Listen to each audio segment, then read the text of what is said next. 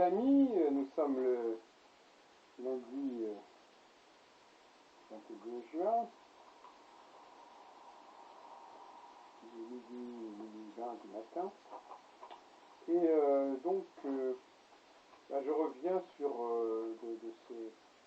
ces réunions avec Gégela, qui ont lieu au Falstaff 3 fois par mois, au premier étage, le deuxième, troisième et quatrième dimanche du mois, à 15 heures. Et je suis obligé de faire un peu un bilan de toutes ces réunions. Ce que je remarque, c'est-à-dire que je remarque, d'ailleurs Gégela lui-même le reconnaît, que c'est un peu paradoxal, ce que je remarque, c'est que au fond, on évite complètement de faire des prédictions datées et même d'étudier des dates du passé de la personne qu'on étudie. Qu'on la connaisse ou pas d'ailleurs, parce que c'est vrai que le jeu consiste aussi à ne pas connaître la personne, mais même si on ne connaît pas la personne, et qu'on a sa date de naissance, et qu'on a même son thème natal, eh bien on peut tout à fait essayer de trouver des dates marquantes dans sa vie, surtout s'il a déjà vécu un certain temps. Et eh bien ce n'est pas ce qui se produit. On va se perdre dans des considérations sur le fait que cette personne est de tel et tel métier, telle et telle profession, qui est assez vain souvent, parce qu'on a souvent affaire à des gens qui ont des intérêts extrêmement variés, et donc par conséquent le fait de dire qu'ils s'intéressent à telle et telle activité est peu concluant. Et ça montre d'ailleurs bien les limites d'un exemple d'astropsychologie qui justement s'occupe d'étudier les facettes d'une personnalité. Souvent, pour une vie, au cours d'une cinquantaine, soixantaine, 70 ans, on a pas mal fait de choses et on a développé pas mal de tendances. Et donc par conséquent, étudier les facettes de cette personnalité, ça ne veut pas dire grand-chose. Et en revanche, nos amis, là, donc vous pouvez voir les vidéos sur YouTube, se dispensent d'office d'avancer des dates, pas forcément pour l'avenir, n'est-ce pas? Ça peut même être quelqu'un qui est mort. Des dates qui auraient été marquantes, des revirements, des changements. Ça, ce n'est pas du tout dans l'exercice. Et ce serait un truc beaucoup plus intéressant parce que les dates sont des dates qui intéressent la dynamique globale de la personne et qui donc doivent être étudiées quel que soit le domaine que cette personne exerce ses activités à un moment ou à un autre. Alors, il y a plusieurs techniques qui sont utilisables.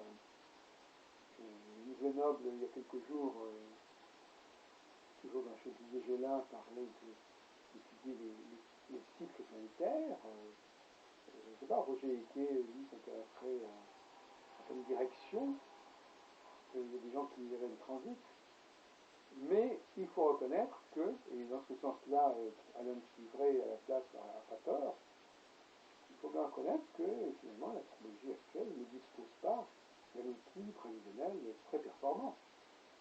Donc c'est peut-être plus sage d'y renoncer, mais en même temps, en y renonçant, on retombe dans, je répète ce qu'on vient de dire, c'est-à-dire on touche à tout, on dit que la personne fait ceci, écrit, fait de la politique, fait ceci, fait du bateau, bon, ça part dans tous les sens, et c'est pas très concluant pour l'image de l'astrologie. Alors, d'un autre côté, évidemment, il faut bien reconnaître que ça existe de la part de la personne qui choisit le thème, en l'occurrence du Gégela, ça exige qu'il est, bien entendu, balisé au niveau des dates importantes de la vie. D'ailleurs, dans ses brèves, dans ses brèves concernant des différents personnages, il serait bon qu'il fournisse des références chronologiques qui pourraient ensuite justement servir de repères. Donc là, nos amis, là, l'équipe qui tourne autour de Gégela, avec Marion Villarel, Jean-Claude Durand, Claude Dubel, Nicole Lancelin, et bien d'autres, tout ça mieux, d'autres qui ne viennent pas.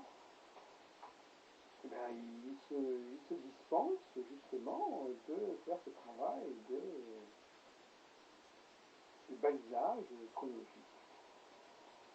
Et moi, je l'imagine très bien des réunions où, effectivement, on dirait, voilà, est-ce qu'il ne s'est pas passé quelque chose en telle année, quand il avait 30 ans, ou 40 ans, ou 50 ans, à telle année, et éventuellement, indiquer quelle catégorie de choses elle a pu se produire.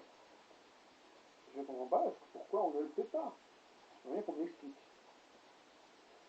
Alors, on m'a promis que, parce que quand même je filme tout ça, et ça semble que c'est intéressant, on m'a promis qu'on allait prendre des mesures pour que ça ne se produise pas, et pour qu'on donne une image plus dynamique, plus convaincante de l'astrologie, de l'interprétation des thèmes.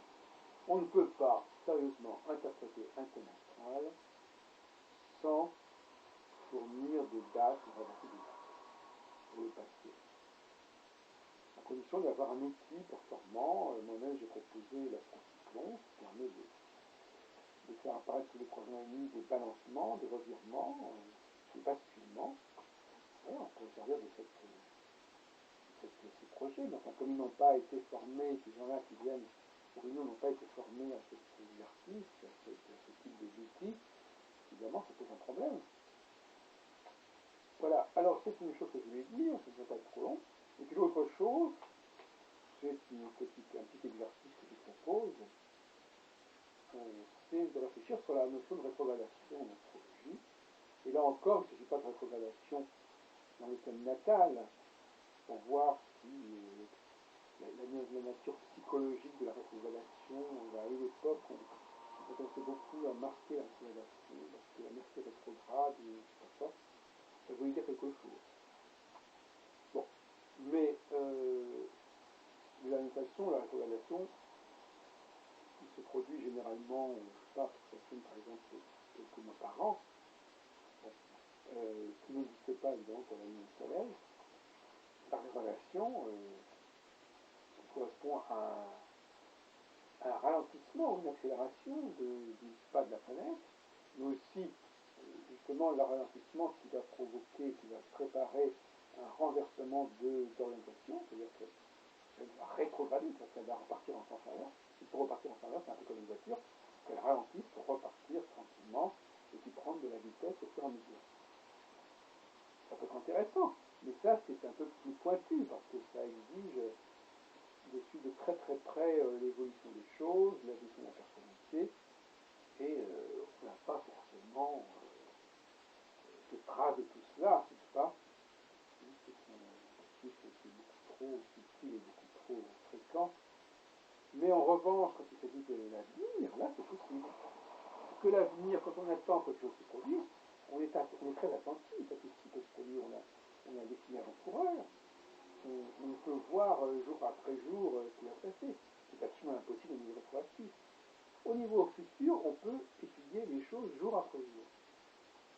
Au niveau du passé, il faudrait qu'il y ait des chroniques, il faudrait qu'il y ait des souvenirs, et même les gens eux-mêmes, si on les interroge en salle de soi, ils n'ont pas un souvenir jour après jour de comment les choses ont évolué.